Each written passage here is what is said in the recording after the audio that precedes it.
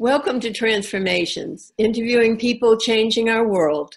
I'm your host, Diane J. Shaver, and it's my privilege to bring you people from all over the world following their passion and using it to make a difference.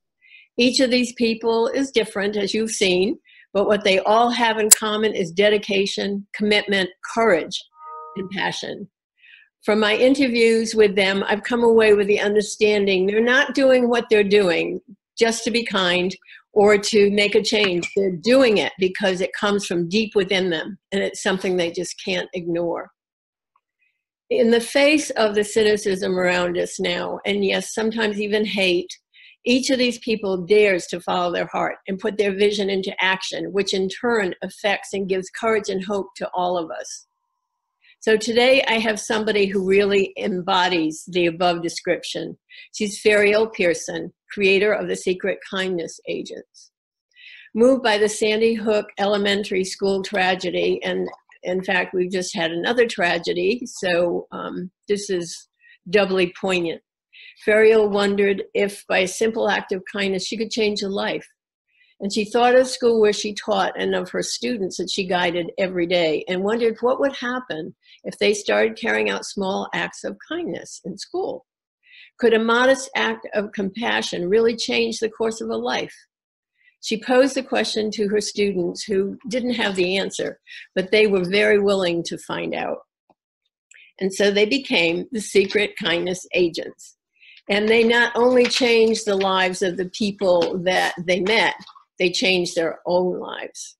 So the idea behind Secret Kindness Agents, which Pearson details in her TEDx talk, which you absolutely have to see, it's wonderful.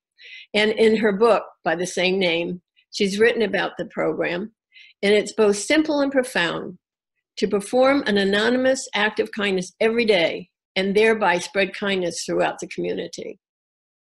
Anonymity is a key element of the program because it shifts the focus from the self to the other. And in order to have the agents do their acts of kindness, they remove themselves from the equation and in effect become selfless, which is the DNA of kindness. The Secret Kindness Agent Project is in over 450 schools internationally, including Quebec, Ontario, and Alberta in Canada, Brisbane, Australia, and Llanes, Asturias in Spain. It's also in the Boston Children's Museum, and most recently in Cameroon, Africa. It's early elementary, upper elementary, middle school, junior high, high school, and university level classrooms, and urban, suburban, and rural schools, as well as homeschool co-ops.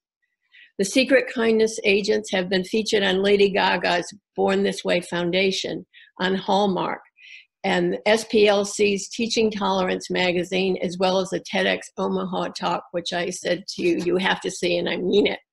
Secret Kindness Agents span ages from preschoolers to octogenarians and number in the thousands. The project is the subject of a how-to book, which is done by the original agents. Ferial is currently working on a new book, and it's specifically for educators, and it has chapters from the teachers who have used the project and also counselors. So the current book that we first talked about is available now at Right Life Inc., Amazon plus Kindle, Barnes & Noble, and you can order it through your own bookstore, and it's also available on audiobook, on Audible, and in Spanish. But I want to let her tell you more about herself and about the Secret Agent Kindness Project.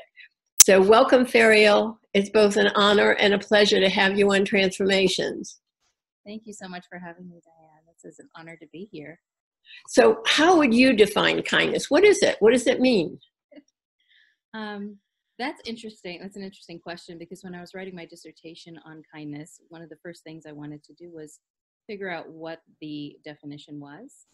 And various people, various experts from, the Dalai Lama to Gandhi to all kinds of different people had pretty similar definitions of kindness, which is selfless acts, right?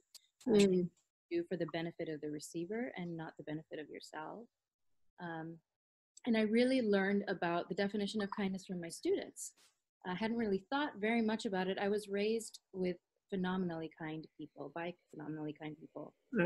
grandparents and my parents, and I remember my great grandmother, even my dad's maternal grandmother.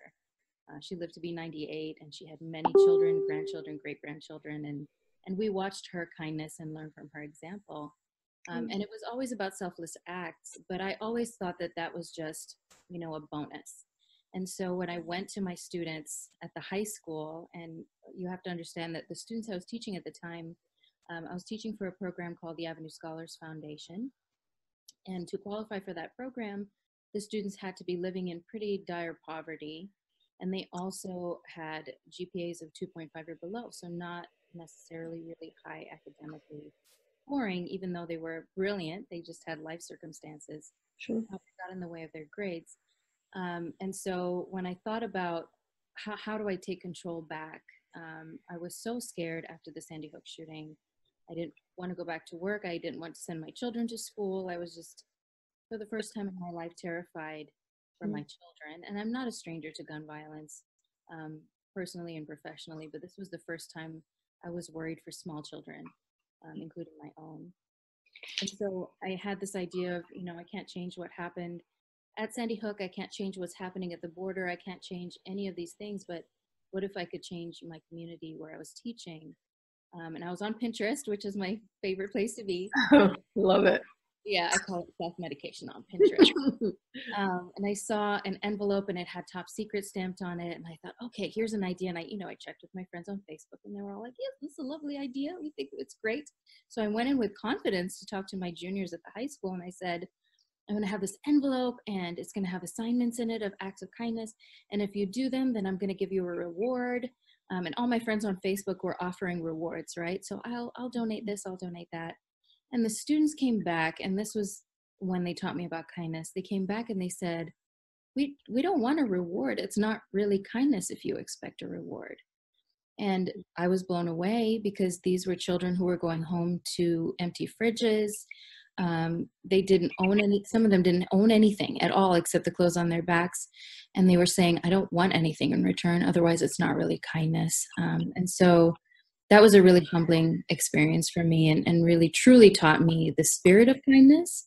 And throughout my teaching career, I've always taught students who've lived in pretty difficult circumstances. And for even the last 18 years of my teaching career, it has always been the students and families who have the least who have been the most generous with me when it came to their time or their resources. It was always those folks who first said, I'm here for you. What do you need? Can I donate to this friend of yours? Can I buy art from you so you can pay for your citizenship? I don't have much money, but I can give you $10. Or I don't have much time, but I'll watch your kids so you can go on this interview. So I think kindness definitely comes from the heart, and it's something that is completely selfless, and doesn't expect a reward or a thank you. Yeah, that's so clear. And it's really interesting that you say that it was people who had nothing that were the kindness. It has been documented over and over and over again that people who have nothing give. And I think it's because they understand where someone who's in a dire circumstance or in a place where they need help, they understand what that is. And sometimes people who are removed from that can't put themselves there. And that points to something else that this kindness project reminds me of too, and that's empathy. Yeah. And in order for us to be kind, we have to be empathetic. Mm-hmm. So that's kind of like a given that it has to be there. Yeah, for sure. I was thinking, so the other thing the students told me, because I said, if you want to, you can get this assignment. And they said, no, it can't be an if you want to thing. It has to be all of us or none of us, including you. Wow. And they reminded me of my class motto, and my class motto for the longest time has been all of us or none of us, because when I was an undergraduate getting my teaching degree back in the late 90s, we had the honor of having Arun Gandhi come and speak to us, the grandson of Gandhi. And it was funny because he was late because he had been arrested protesting something. But he told a story of a family that had a young boy who came to see his grandfather, and the little boy had diabetes, and the family couldn't get him to stop eating sugar. And so they brought him to Gandhi and said, help us, he's going to get so sick. eating all this sugar. And Gandhi spent just a little bit of time with the young boy, and they came out from their meeting, and the little boy said, "I'm done eating sugar." And the family asked, "Well, what did you say to him?" And Gandhi said, "I told him that I would stop eating sugar with him, that I'm in this with him." And that just really gave me a powerful lesson about how if we expect folks to do something, especially young people, if we're not modeling it, if we're not saying that I believe in this strongly enough to be in this with you, they're not going to really believe that it's important. And so as a teacher, I've always adopted that philosophy of all of us or none of us. If I assign a poem, I'm going to write a poem. If we're going to go on a service activity, I'm right there with them with a sledgehammer, doing whatever I need to do. And my students reminded me of that. They said, all of us or none of us. So you too, you're going to be a secret kindness agent too. And I think that's the empathy piece. You really have empathy as opposed to sympathy if you are in it with people. Yeah.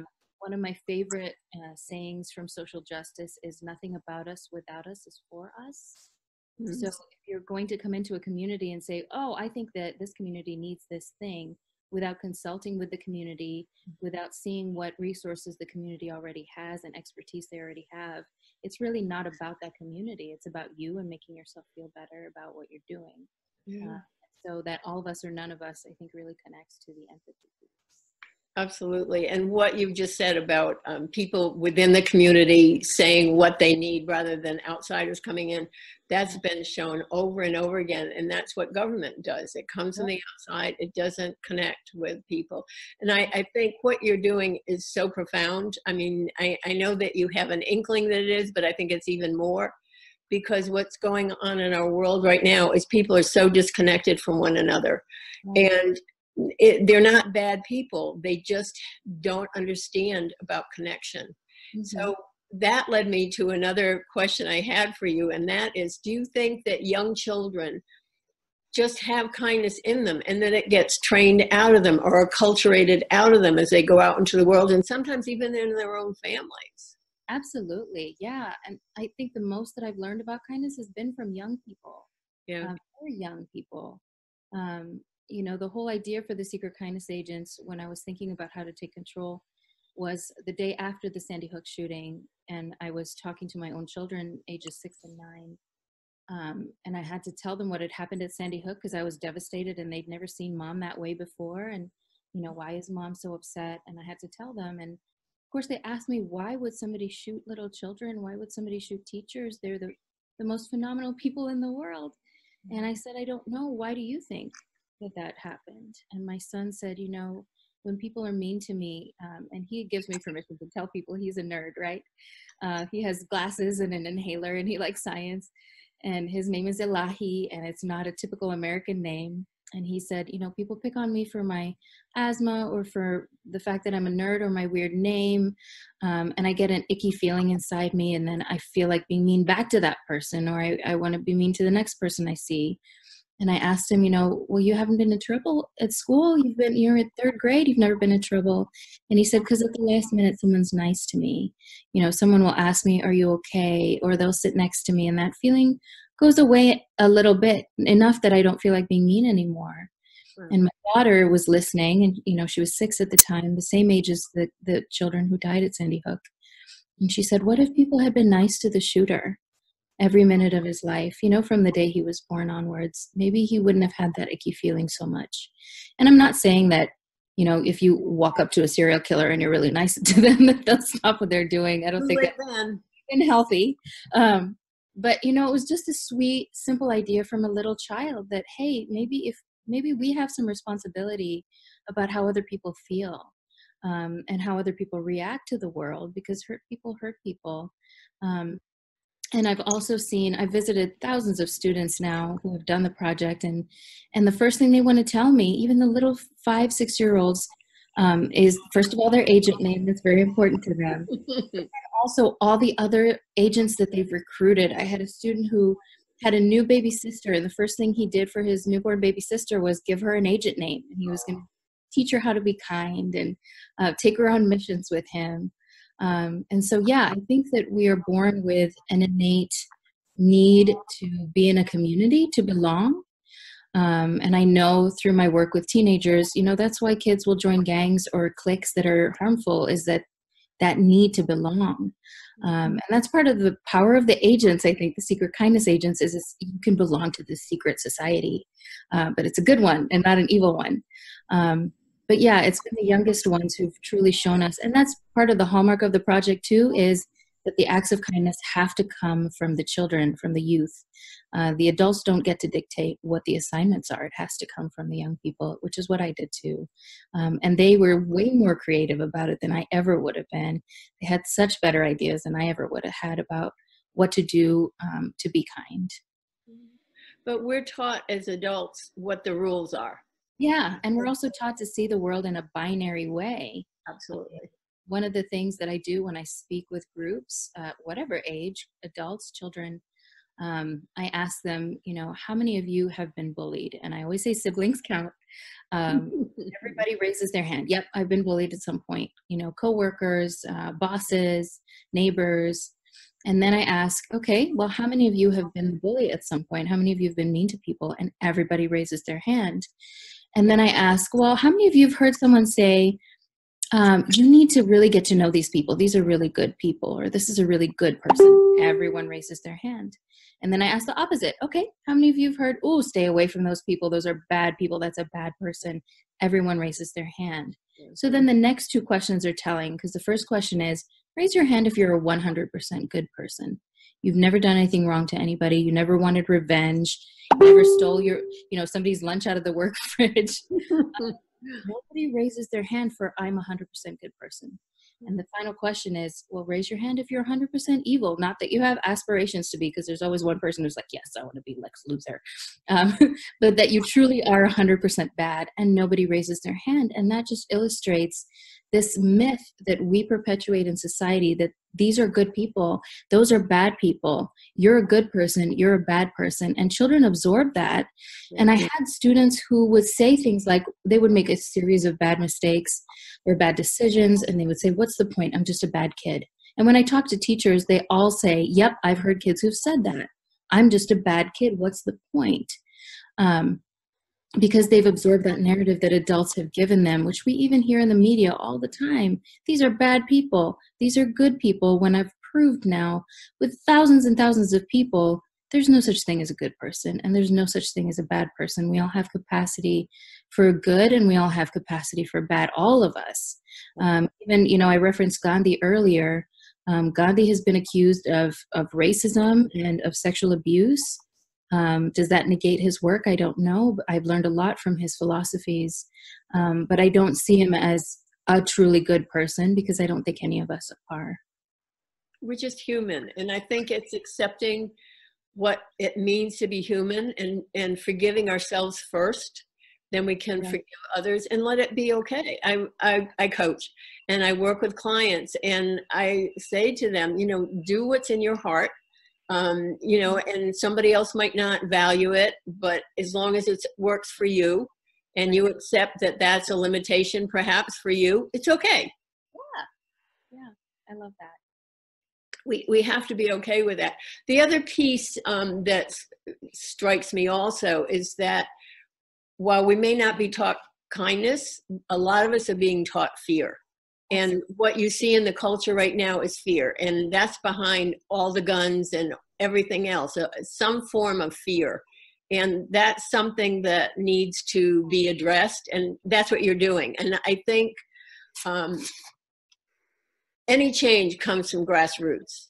Right. So you are that change. Everyone you touch, every secret kindness agent is part of that change. And that's where it's going to come from, because it's the only way to combat fear. I think I'm just a conduit. I'm definitely not the... We're all conduits. We're all conduits. It's not up to any one person. It's all of us. But there is, and this is one of the things that I see in your work, that we all have power. Right. And power has nothing to do with money or position. Mm-hmm. It has to do with that passion, that dedication, that willingness. And that's what I see in your work. Well, that's exactly what I wanted my students to understand from this project, because they didn't have money. They didn't have fame or popularity. And I wanted them to know that it doesn't take money. It doesn't take fame or popularity to make somebody's day better, by asking them if they're okay, or smiling at somebody, or writing a little note. you can change somebody's entire life with just 5 minutes of your time and your energy and your own humanity. And that's what they figured out. And it wasn't that my students weren't already kind. They were. They had great capacity for kindness, and many of them were the kindest people I'd already met. But there's also some kind of taboo, right? You're supposed to be, and I see this all over social media too, that it's cool to be petty. It's cool to give the sickest burn, right? To really insult somebody in the best way, to make fun of people. Those are things that are lauded, and people are just, I mean, memes are made about it and videos are made about it, mocking people. It's coming from the White House. And so that's being validated, and the mocking is seen as, well, that's what cool people do. But it's equally as cool, I think, to be kind and to really truly think about, is what I'm about to say helpful? Is what I'm about to say really something that'll contribute positively to the world and to this conversation? It's kind of a detoxing of our language and of our actions. Yeah.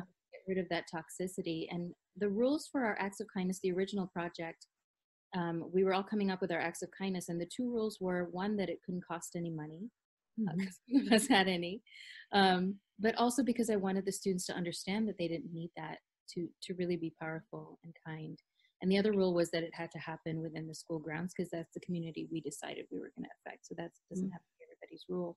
But even when I talk to adults about kindness, the first thing they tell me is, oh, I bought coffee for the person in the Starbucks line behind me. Or I donated this much money to this charity. And they don't immediately think of those little acts of kindness that don't cost very much. Right. But then also on the subject of fear, I think that, yeah, we are using fear to divide people. It's being used to really demonize folks. I'm Muslim, and the Muslim ban is absolutely completely about fear. Sure. But the Muslim people that I know, my family, like I referenced them earlier, are the kindest, most peaceful people I know. But it's people bringing about all this fear about us that is causing families to be divided by the Muslim ban. Yeah. We just read recently about a young mother who was just there in time to watch her son die and was not able to be there with him, her 2-year-old, because of the Muslim ban. At the same time, because nothing's black and white, I think a little bit of fear is healthy. I think boundaries are very healthy. That's something that people have come at me with is, oh, you espouse kindness, but what if you are kind to somebody and they take advantage of you? Well, I think, we do this activity with the Secret Kindness Agents here in Omaha, where we tie scarves to trees during the winter time with notes on them, if you need to keep you warm, please take me. And it's been more than scarves now. People are tying winter coats and hygiene items. And a woman called the police on somebody who was gathering he had a big trash bag and was gathering so many winter coats and gloves and mittens and things. And she said, he's taking all of these things. And she messaged me on the Secret Kindness Agents page. And I called the police and I said, why did you do that? We put them there not for ourselves, not because we decide that the recipient is worthy, but for the sake of being kind in the first place. If he took all those things, he probably needs them. If he's going to sell them, he probably needs the money. So while boundaries are healthy and we do need to think about ourselves and keeping ourselves safe, and I've recently had a pretty scary stalker situation, and I've learned a lot about boundaries through that. I still think that we shouldn't allow ourselves to become cynical through those things. We shouldn't allow ourselves to give up on people and on humanity, and have faith in humanity, to continue to have faith in humanity. So fear, I think, is a double-edged sword. Sometimes it's a good thing in small doses and responsibly. But for the most part, I really don't like the way it's been used to divide our society and societies all over the world. Yeah. I mean, it's very clear that anyone who isn't a white male is not okay in our particular culture. Right. So, and that is fear. I would like to say something. I don't think fear is needed, but I think discernment and learning, and to know that we are basically safe. And I mean, we can't protect against everything. We just cannot. And a gun is not going to keep anybody safe. It never has. Never. Yeah, I was heartbroken yesterday to read about the Colorado shooting. And I have friends who teach in that district. And their children were put on lockdown. And there was a shooting hoax at my son's school. And so I know intimately the fear that comes from that situation. But I think the two things that broke my heart the most yesterday were reading about the 18-year-old who lost his life, Kendrick. Put himself in front. Put himself in front of the bullet, and 3 days away from graduation, and had just gone to his first prom. His life was just starting, you know, a gifted robotics person, and just his smile was just beautiful in the photos.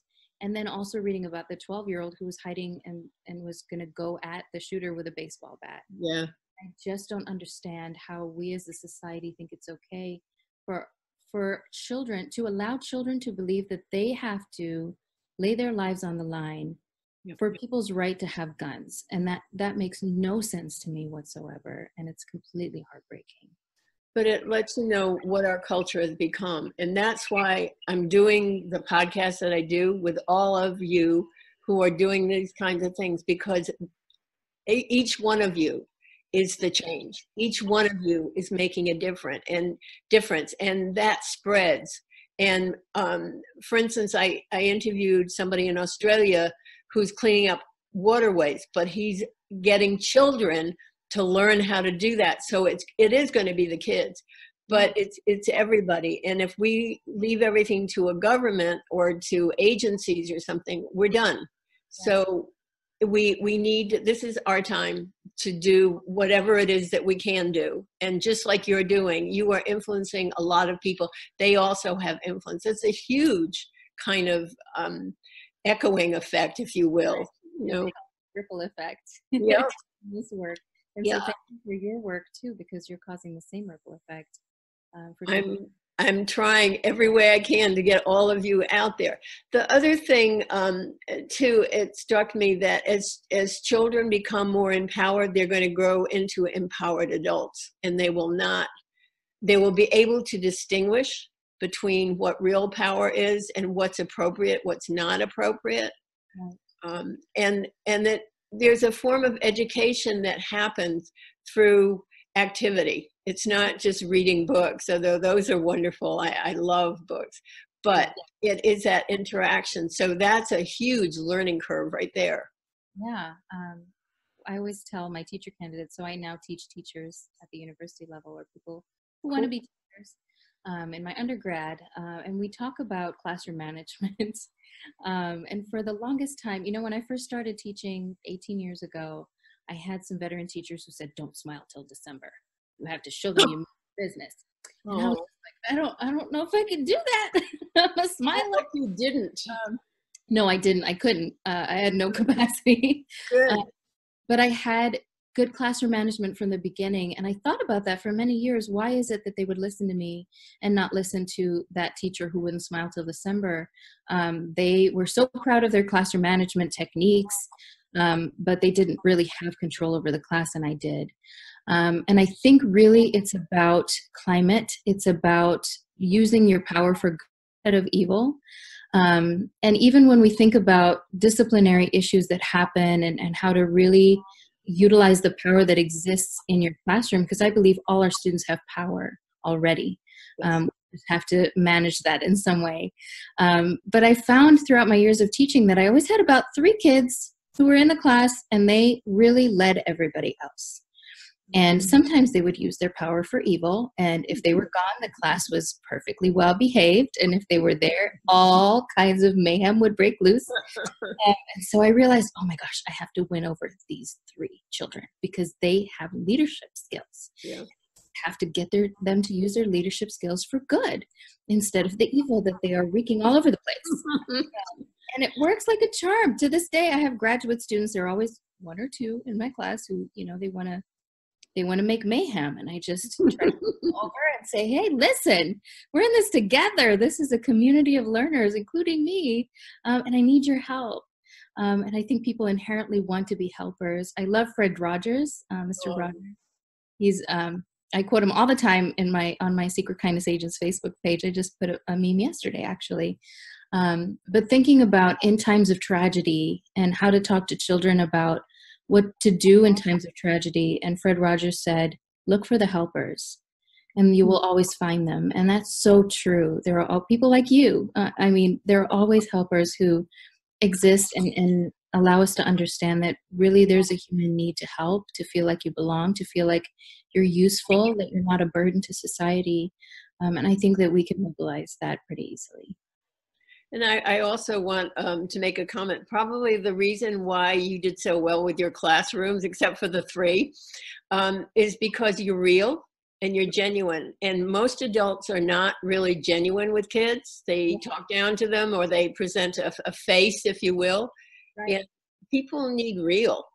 I also want to, if you haven't seen the movie called Freedom Writers, Writers. Yeah, actually. It's a real, it was based on something that really happened, and it's very powerful, and it's about turning students around by addressing what's going on with them and being real with them. Yes, I'm actually personally friends with Erin Gruwell, who the movie is based on. Really? Yes. So Oh my God. Something called the Freedom Writers Institute in Long Beach, California. Oh, when you talk to her again, tell her how much I admire her and how wonderful that was. I'll let her know. Yeah. I'm one of the Freedom Writer teachers officially. So it's interesting that you referenced that. Well, I'll never forget it. And I watched it a long time ago. I make everybody watch it. And if at some point I would love to interview her if she's up for it. I would love that. Yeah, I'll give you contact information. We'll see. However it works out, it works out. But yeah, because what she did, and you know very well, but I have listeners that probably won't know, is that she addressed the kids where they were. They were in gangs, and so she didn't pretend they didn't exist, and she let them all know that they were essentially all in the same boat. And that's true of us as humans. We're all in the same boat. We all have to go through the same kinds of things. We do it differently, but in order to grow, there are certain things that have to happen. And just by walking around the world, there are certain things we're going to all experience. And I think that commonality and acknowledging that is so important. And that's what you're doing. And I think one of the things Erin and I have in common is humility, in that we didn't walk into a classroom thinking that we knew it all. And that we had this, God-given authority that you have to listen to me because I'm the teacher. I learned from the Brazilian educator Paulo Freire about a different type of teaching. So traditional teaching is what he called the banking method, where you open up a child's head and you deposit the information in there, and now they're smarter, and you close it up and it's fine. And he said, actually, education is mining, where we mine from students what's already in them. And we facilitate the learning, and we are also learners within that community. And that has truly been so helpful for me as a teacher, is to walk into classrooms to this day with my graduate students, my undergraduate students, even when I talk to little kindergartners in a class for Secret Kindness agents, I always walk in knowing that I'm going to learn something from the people in that room. And I have to learn something from the people in that room, because I think that's our job as human beings, is to continue to learn from each other, to connect with people who are different from us, to learn what is in your perspective that I don't have that could make me a better human being. And I think everybody is our teacher, whether they're 3 or 83 or 103, that we can learn something from everyone, especially young people. Yeah. Especially young people. They haven't had the cynicism driven into them. They haven't had the creativity crushed out of them yet. They haven't had kindness completely squashed out. And so I spend as much time as possible with young people. The younger, the better. I just listen and absorb as much as I can. And it feels kind of selfish, actually, now that I put it that way. But that's where I get my life force, to put it in a nerdy way. The life force comes from you, from children. But that's it. One of the things that has happened in our culture, and you can see it all the time, that critical thinking has gone by the board, and you see it in the adults wandering around. And that, to me, what you're doing as a teacher is you're teaching that. It not directly, but by just empowering them and helping them to figure out what would be something that would be kind and what's not kind, and all those things. It teaches people to think. Right. We have to think of things as nuanced. Nuance is so important. There's nothing in life that's black and white. And I'm thinking about the young people. I think about the kids from Parkland who have become such a powerful force. Yes, they're such an inspiration to me. And Greta Thunberg from Germany, who's, Yes. I mean, she's sitting there with all of these leaders, this young girl, 16 years old, or maybe she's 17 now, but it doesn't matter. And, you know, and she's doing that. And then what you're doing. And yesterday, I'm going to put you two together, but yesterday I interviewed someone in Malden, Mass, who has a program called Center for Citizenship and Social Responsibility. Okay. And they're doing slightly different from what you're doing, but it's the same kind of thing. So all of you are creating all these children that are going to go out into the world and spread all of this. So that's, and you're right, that's where it's going to come from. Yeah, that's where my hope comes from. Yeah. But you said you were being selfish, but remember, we all have to get replenished. Right, we have to fill our bucket somewhere. Yeah, we're human. Remember that. And so it's okay to need to get something from other people, and it's not draining. It's just by who they are. You're picking up who they are, and that's nourishing. Yes, just by what it is. So anyway, let's go a little further with the Secret Kindness Agent. So what do you want to happen with this? How is this going to grow? What is it going to become? Is it going to change form in any way? What's going on? So that's an interesting question, because I never wanted it to grow. It was supposed to just be me and my 20 students. No, ma'am. No, this is going to go way beyond you. Right. And so I guess my dream is for kids to really, truly see their potential and their power.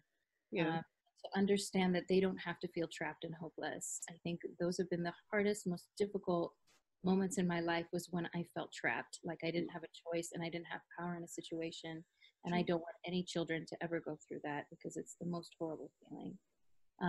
And so I'm hoping that people will take it and run with it and make it their own. I think part of the reason it's spread so fast and so widely is because it's really simple. The four main tenets of the program or the project are that everybody has an agent name. The agent names are crucial, and I didn't even realize how important they were until after it went kind of viral. I have a friend who works with kids who have behavioral disorders at a local elementary school here. And I didn't know she was doing the Secret Kindness Agents project, but she told me she was taking a doctoral class with me. And she said, you know, I have a third grader and her mom is dying of breast cancer, and it's just her and mom at home, and she's really angry. She lashes out verbally and physically at school. So I told her about Secret Kindness Agents, and she loved the idea, and I gave her an agent name. It's Agent G Baby Believe. And now when she has one of her lashing outs, I call her by her agent name and her demeanor shifts immediately. And I think it's because I'm calling to the good within her, even though she's acting in such an awful way. I'm telling her, I believe that the good in you is still there, and I'm calling to it right now. And so that, I think, is one of the reasons the agent names are so important and so powerful. And then the other reason is what I referenced earlier, which is it gives you a sense of belonging to something bigger than yourself. So knowing that there's this group of secret agents out there, and it's kind of got this pull factor because they're agents. So the agent name is the first tenet. The second one is that it becomes a routine. It becomes a habit. And so for my class, it happened weekly, and then they continued to do it even outside their envelope assignments. They would do things on their own and continue to do things on their own. Some very strange, random things, sometimes more creepy, but they're still doing that kindness, 6 years later into their adulthood. But it has to become a routine. A lot of my research looking at kindness education in our schools, it tends to be a one and done thing. You do a half day thing with Youth Frontiers, or you do something for Random Act of Kindness Day, but it's not something that's embedded in your everyday life. So the agent names, it has to become a routine. The third thing is that there has to be reflection of some kind. And I know that as an educator and the research that I've done about reflection, that's how we internalize what's happening. And so children or both, all of us, and I did this too with my students, we would write a journal. And it was just really quick. What happened? How'd you feel before? How'd you feel after? It can happen through dialogue. It can happen through art, but there has to be a reflection piece after every assignment. And then the fourth thing is that it has to be all of us or none of us. It can't just be one person dictating what's happening and not participate. You can't be a manager, basically, is what I'm saying. You have to be in it with everybody. And so other than those four tenets, people can really just customize it however they want. So you can do it by yourself. I have a rogue agent in La Jolla, California, who started when he was 13, and he just goes around by himself doing random acts of kindness alone. And then he checks in once in a while, Agent Gemini reporting for duty. This is what I did. Oh. You can be a rogue agent. You could be an agent with a group of your best friends. It could be with an entire class. It could be with, your soccer team. It could be whatever you want to do. And I think because it's so simple, because you can customize it to your context and to your personality. And because it doesn't cost anything, it doesn't cost any money. It's easy for it to spread. So my dream is for it to continue to spread and for it not to be associated with me. I think it should be associated with young people because they're the ones who created it. They're the ones who made it what it is. I just listened and said, okay, because I'm really bad at saying no to kids. That's a fatal flaw. But I want it to be known as something that kids created, that young people created, and that they have taken and flown with, because that really is the essence of it. That's the heart of it. But that's what happens with something that's really good. I mean, even a product or anything, it starts out with the person, the founder or the creator, and then it grows. It has a life of its own. And I was thinking as you were just talking and saying it can be anything and there can be rogue agents and so on. Have you done a little manual that kids could send away for? I have not. That's a good idea. Yeah, just something like maybe like 20 pages or something that lays it out so a kid picking it up could just say, oh yeah, we could do this. And I know you have the books and you have a new book, but those are more structured. But this would be just like, and it could be kids can send away for it from school or whatever. Diane, why didn't I think of that? I'll get working on that this summer. Good. And it's stuff it's stuff we just talked about. It's so easy. It won't take you long to do it at all. Absolutely. And that allows it to be out of your hands and into their hands, but with some ways of looking at it. And then, and the bottom line is you can do it however you want it. Yeah, exactly. Thank you for that idea. You're welcome. This is being a coach. I am a 24/7 coach. I can't shut up. I do it with my friends. I do it with people I interview. It's like, it's a disease. What can I say? But I kind of like it, so it's okay.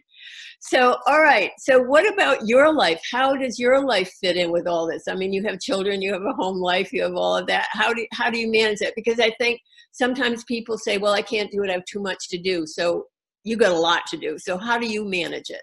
Well, one of the things that I learned from my mentor, and actually she wrote the foreword to my first book, and she's my current boss and former professor, Sarah Edwards.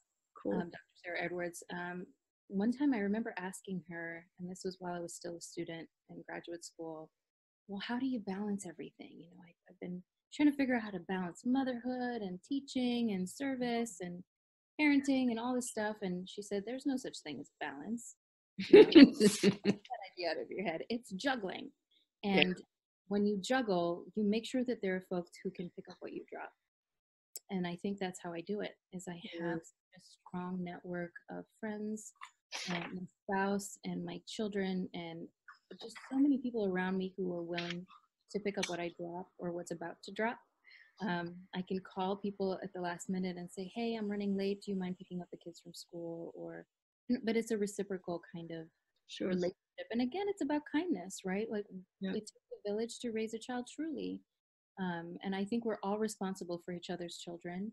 And that was the meme I posted about Fred Rogers yesterday, actually, was he said the people who think about other people's children and other people's problems as their own are his heroes. And I truly believe that. So I think it's about juggling, and it's about having a good network of people who are willing to be in it with you. And also learning how to multitask, to be honest. Multitasking all the time. And just learning how to work smarter and not harder. Yeah.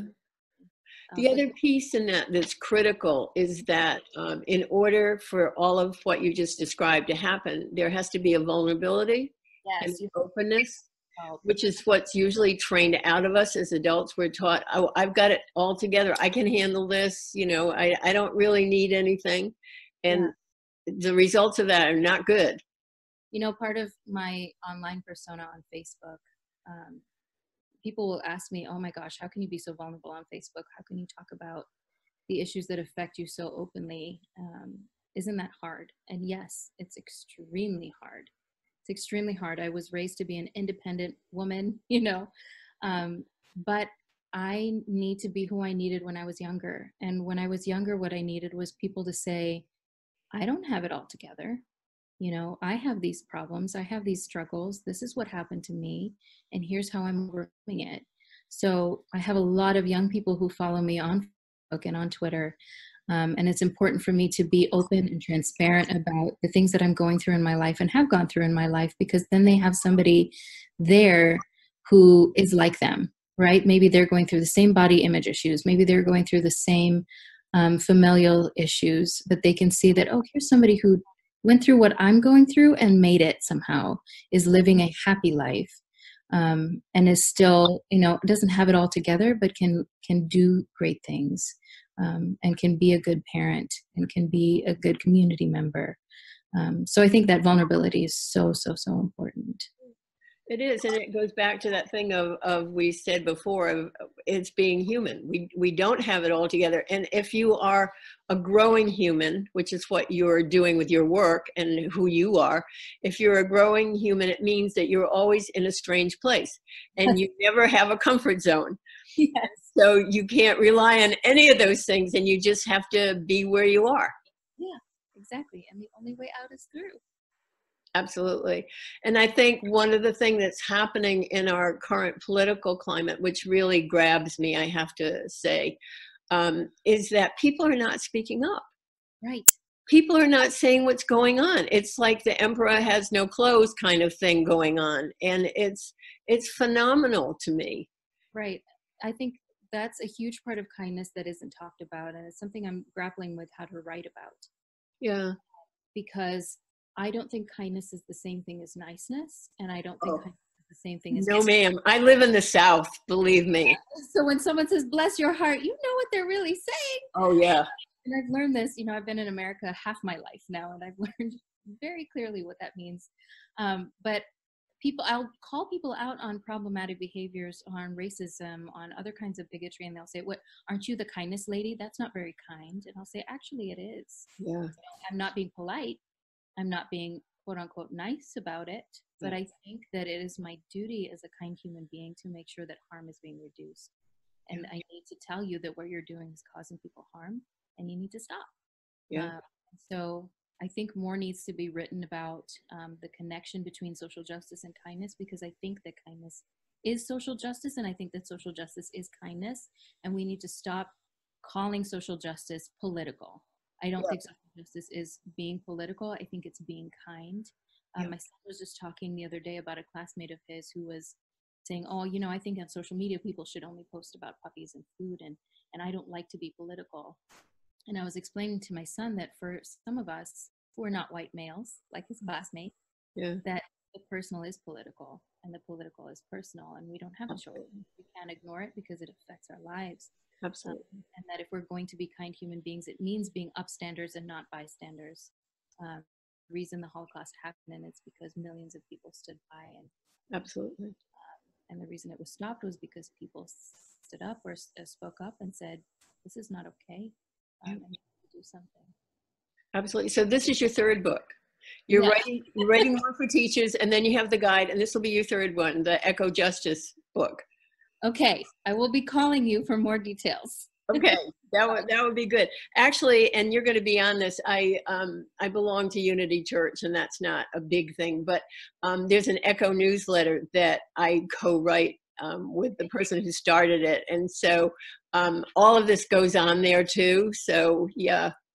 Wonderful. Eco justice is huge. I mean, one of the things that's important in terms of kindness is kindness to the other inhabitants of this planet. We're not the only ones here. Yes. This is not our planet. We live on it. So it's like, you know, extending out to that, to understand kind of our place in the world. It's not the head of anything. Right. I've spent a lot of time with Indigenous people from the United States. Yeah. And that's something that I've learned from them is, you know, we borrow this earth from our children, and we have a responsibility towards them to keep it going. 7 generations. Right. 7 generations, and the earth is our mother. It is a living being, and to be treated with respect. And so, and that's how I've raised my children. And hope I remember my son being 3 years old, digging through the trash and finding a yogurt container, and Mommy, look, you can reduce, reuse, recycle. You know, really? Not recycle this. And, you know, toddling through the park, picking up litter that was bigger than him and insisting that he was going to carry it. One time we almost got in a car crash because he's, Mom, you have to stop the car. And I stopped the car thinking there was some emergency. What? And he said, look at all the trash on the road. Somebody busted a tire. We have to get out and pick it up. And I said, somebody will be killed. We cannot do that on the highway. But he just felt so strongly about cleaning up and making sure our environment looked good and was safe and happy for the environment. He's got a great future in front of him. My money's on him. He's great. Yeah. My daughter's kind of the same way. They just have empathy. And I think, I don't think I did anything special, but they are surrounded by people who model kindness and empathy and compassion for the earth, for animals, for people. Yeah. And they give me hope for sure. Yeah. But again, it's that openness, that vulnerability, that willing to keep learning. I mean, I'm a lot older than you, and every day I'm learning something new, and it's like, wow, look at that. And that's what gives me hope. And the other thing, I'll just pass this on to you. I watched C-SPAN, which I love because it's live Congress, and Congress is finally stepping up. So there is hope. They are finally speaking up.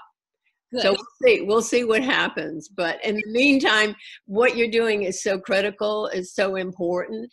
So what would you say to people who are grown-ups and probably need to hone their kindness skills? What would you say to them? I would say to them, well, I would say 2 things. The first is grown-ups always want to know what's in it for me, right? And I'd say, you will feel better. Yeah. Even having an awful day, do an act of kindness, you know, smile all day at people that you see, or write a note to someone, give someone an authentic compliment about their character, and I promise you, you will feel better. And the other thing I would say is listen to the children. Just truly listen, not with the intent to respond, but with the intent to understand and to learn from them. Yeah. And you'll never be wasting a minute of your life.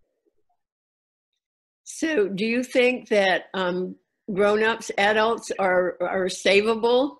Yes, absolutely. I've given up on very few people. Very, very few people. That's a wonderful thing. And it's very interesting because you've intimated things before, but if you hadn't gone through the things that you've gone through, you probably couldn't do what you're doing now. That is very true. And so those things that are so difficult are really blessings once we live through them and get through the other side.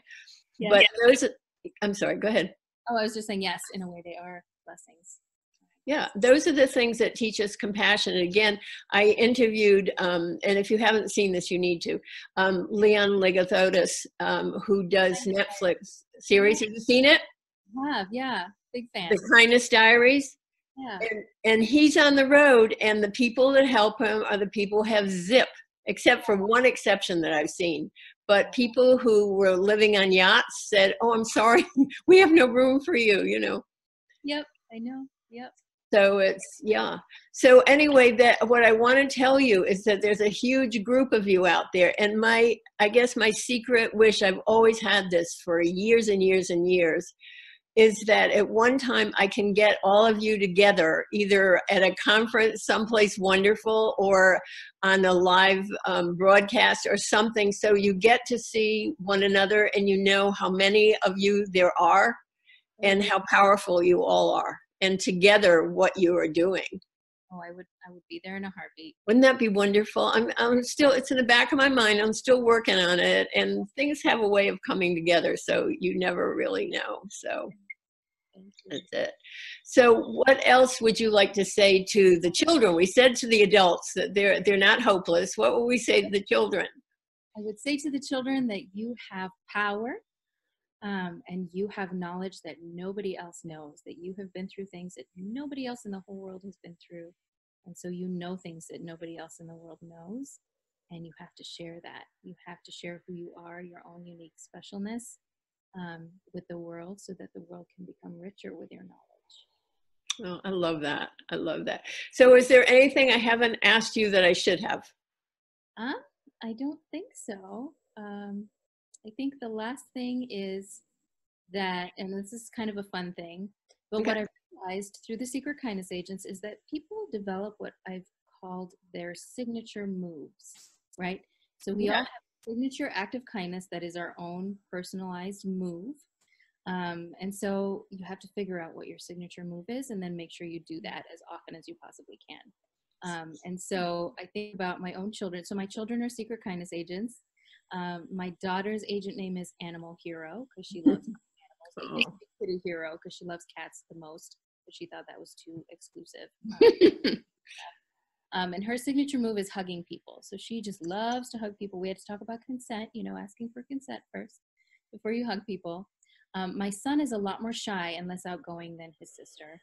His agent name is Askari Kuku, which in my language of Swahili means guardian of the chickens, because he loves chickens. But his signature move, because he's so shy and withdrawn, is to hold the door open for people, because he can do that without actually interacting. And he does it quietly. My husband is Agent Fidelio. And he likes to drive. And so his signature move is giving rides to people. So whether it's to the polls on election day, or he knows people have been drinking and shouldn't be driving. And so he keeps water in his car and he will drive people wherever they need to go. He's given hundreds of my students rides to events, to school, to all kinds of places.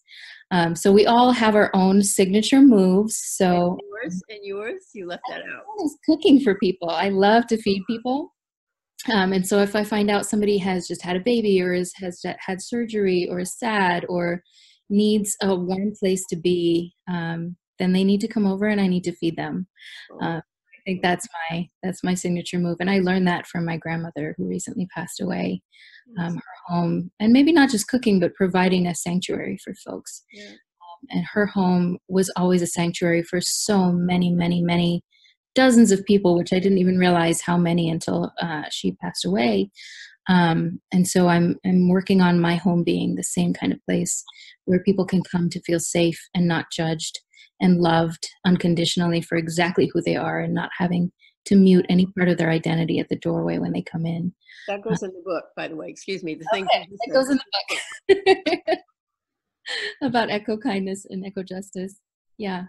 So that's my signature move. So I think that's my last bit that I want people to know is figure out your signature move, because that makes this whole kindness thing the most fun. Yeah, I love that. And it helps them express who they really are. It's an acknowledgement of each person and the power that each person has. I love that. I've learned a lot today. This has been absolutely wonderful, and I can feel your energy. I feel so much better having been in your presence. There's just something wonderful about it. So I thank you for that as well. I want to stay in touch, and I will. I was going to send you some information. I will do that, and we'll see about getting everybody together. At some point, we need to do that. So. Ferial, thank you so much for everything, for all the Secret Kindness Agents, for all of your books and the ones that aren't written yet, and for your wonderful home that's a sanctuary for everybody and for you. Thank you so much. Thank you. It was such an honor and such a pleasure, Diane. I'm so glad I met you. Me as well. Thank you, honey. So thank you all viewers too for being with us on Transformations, interviewing people, changing our world. And join us in 2 weeks when I'll be interviewing another person who's following their passion and making a difference. And you can find previous transformation interviews on www.entrepreneurmindworld.com, transformations-podcast. So this is your host, Diane J. Shaver, saying, try acts of kindness, and until we meet again, follow your own passion and be a part of changing our world for the better. Thank you so much, and see you soon.